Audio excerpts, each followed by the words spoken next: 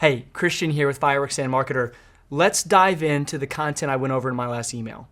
You need a website, you need a Google business page, and you need to get reviews. Those are the three big things that you have to consider to build a digital marketing ecosystem that gets found, that gets on page one. That's what we're aiming at here. So today we're going to talk about your Google business profile first.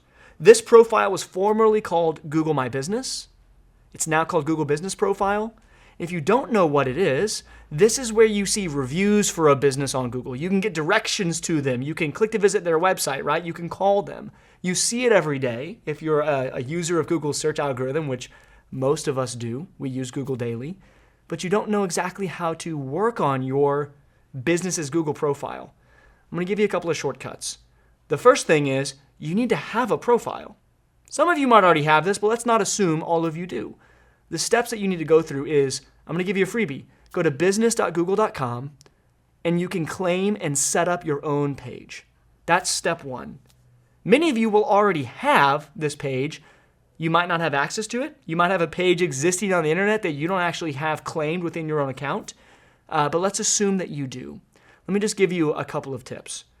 Google's an algorithm. They have a variety of factors that they're going to weight differently in importance.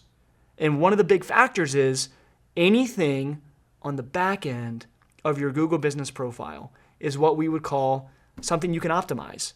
It's a point of optimization. Where most people get into trouble is they have a Google business profile.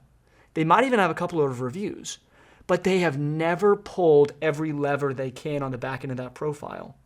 And that's one thing that can separate one business from the rest. If you want to be at the top in a competitive market, you should think about doing everything you can to send as many positive signals to Google's algorithm as humanly possible so that they pick you to be on page one and not your competitors.